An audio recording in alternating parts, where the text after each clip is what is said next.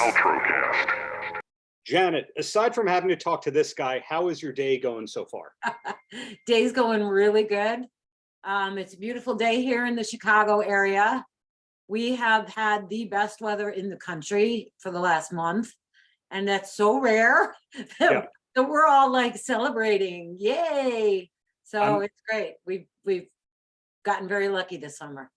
Chicago does not have the best reputation for weather, so I'm really glad that you're getting that. And I was looking through some old stuff, and I realized the last time I spoke with you, Synergy was the new record. So that would make it about 3 years.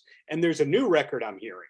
Yes, there is. Brand new. Just came out a couple weeks ago. And it's loaded with interesting, good stuff, I think. Right. I agree with that sentiment. I was giving you the softball cue, the easy pitch for you to knock it out of the park. But when did you actually finish this record with Justin? We finished it a few months ago. In the home stretch, we, ran into a lot of snags and second guessing ourselves. And we had about, 40 mixes of a couple of the songs, just insanity, because every time you go out there you want to raise the bar a little bit, and so it gets challenging, and we had a hard time letting this one go, but we're happy with how it came out and hope you enjoy it.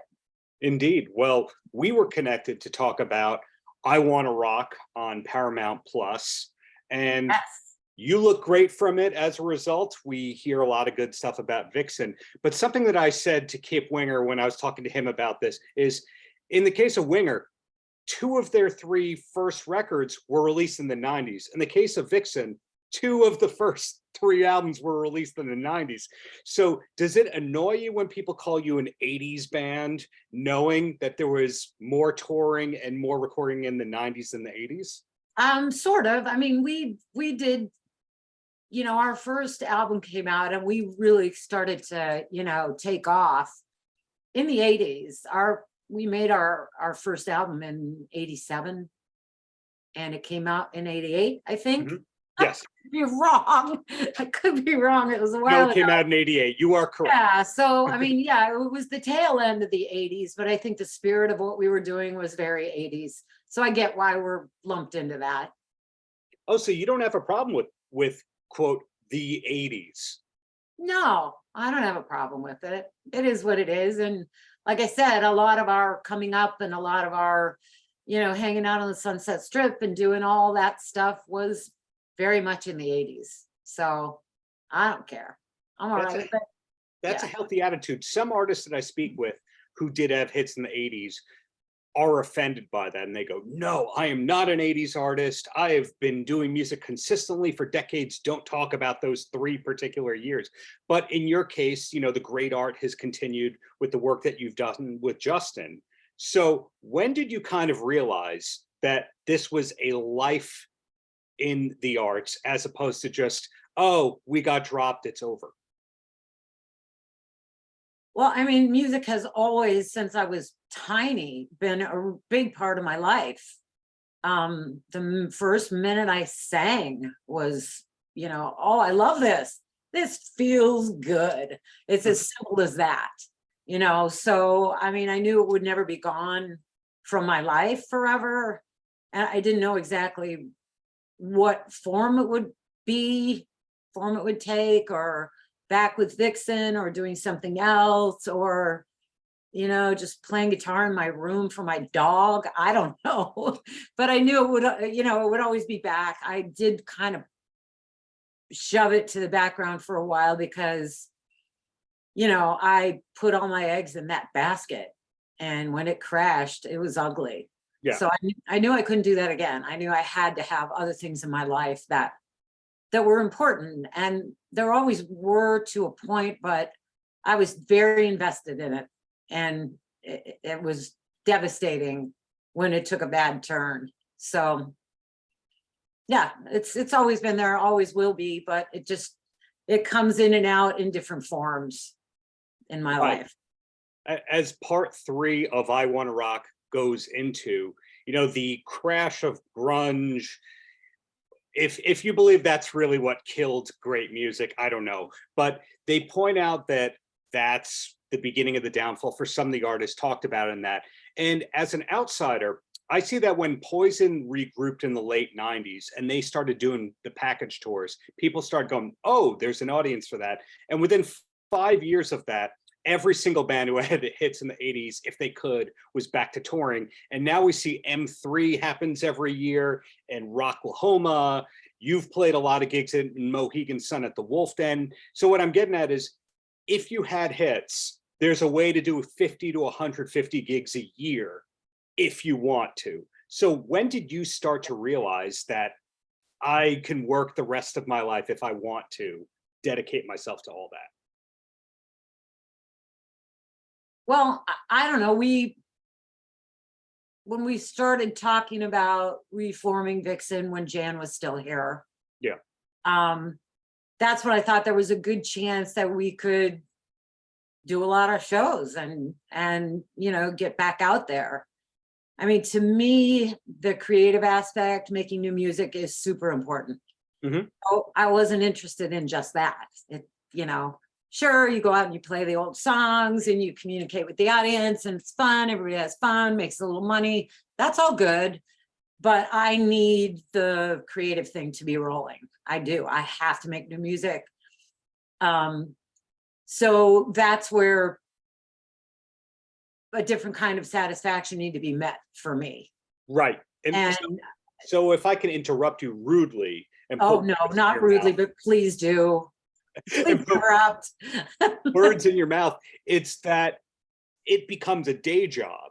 The way that somebody punches in and punches out as whatever their profession is, a teacher, an accountant, a lawyer, that's what playing the hits of the 80s is like. And if you're not doing art that fulfills you, it's a job. Correct. You know, I mean, it's always great. It's always fun. Don't get me wrong. It's not like punching a clock. It isn't. It's not that like, oh, here we go again. We have to play the same song. It's not like that. It's always enjoyable and it's always satisfying. And I love doing that, but that's not enough. Right. That's not where it ends for me. I need to be communicating new things because life goes on, you grow, you change, and you need to share that. You need to share what, you know, the new thoughts that you have. So that's definitely where, when I met Justin, that was like popping the champagne cork. It was an explosion of, oh, get all of this out, get all of this into the music. It was great.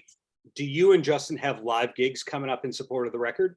We do. We have, you know, we're doing a couple acoustic shows and then a lot of full band shows, some festival-y type of stuff. We're doing the New England Rock Fest. Are you on the East Coast? Yes. Yeah, I thought so. So yeah, that we're doing that, and that's in Norwalk, Connecticut, where my son was born. So that's exciting. It's like a homecoming. And then some other gigs. We have some local stuff here, a couple of shows, one in Indiana. We're doing an acoustic thing, opening for Sebastian Bach and Quiet Riot, and that's close to here, Island Lake.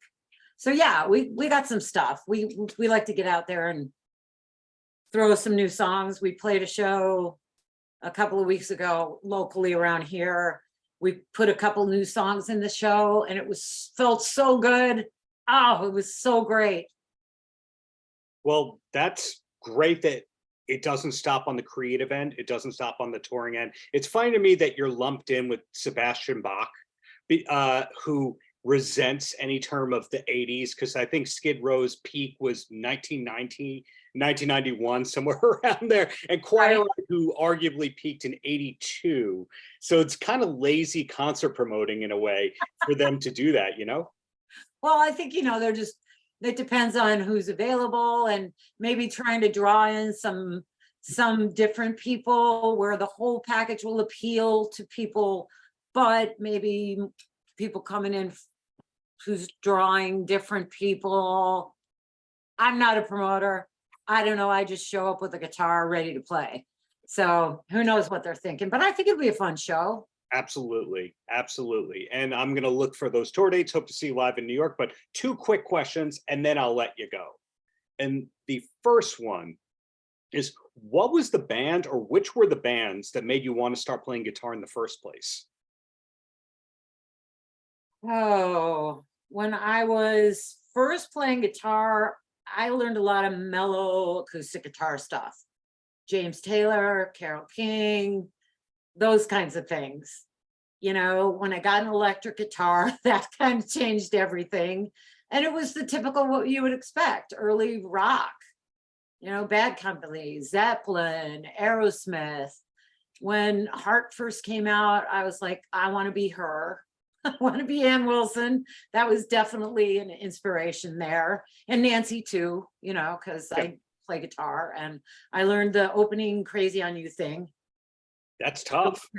Yeah, no, it made me respect her big time. So yeah, that's kind of how it evolved over time. Got it. And the last question, which hopefully is an easy one, is besides I Want to Rock, what's something on television that we should be watching? Do you have a recommendation or two? Ooh, let's see what we watched lately that we like. Gosh. Last night we watched The Lincoln Lawyer. It's good, but it's a little predictable and kind of hokey. I'm trying to think of what really, why can't I think of it? Well, being a Chicago person, do you watch The Bear or do you avoid? Oh my God, The Bear. Oh my God, The Bear. Yeah. Oh yeah. We watched that immediately when it came out, the first season, and immediately when the second season came out.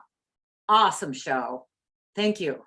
Have you watched the new season of The Bear, which has a line about Van Halen in it? Yeah, but I can't remember what the line is. I think the line was, I'm not in Van Halen because I do this because I'm in Van Halen, or is it I do this because I'm in Van Halen? There's Right, a line like that. Well, yeah, I mean, they're putting a whole new level of dysfunction. So it's not surprising they're like doing Van Halen quotes as life lessons. I don't know. What I'm getting at is they wrote the Replacements into the season. They wrote Van Halen into the season. Odds are there's a Vixen fan in that writer's room on The Bear. Well, let's see what happens. I know that, did you see Peacemaker? The John Cena show, did that have a lot of Hanoi Rocks in there, but I didn't see it. A lot of, you know, kind of glam sleaze metal, a lot of that kind of stuff. And when John Cena is going through the record collection, which is also in the documentary, there's a Vixen album on top of the record player. So watch for it. So the fans are in all the right places. You just have absolutely. He's in his tidy whities and he's got his Vixen album. Go John Cena, right on. Well, Janet, thank you for the many years of great art. Looking forward to the next gig in the New York area, and best to you and Justin. Looking forward to whatever's next. Thanks so much, Darren. Nice to see you again. Paltrocast.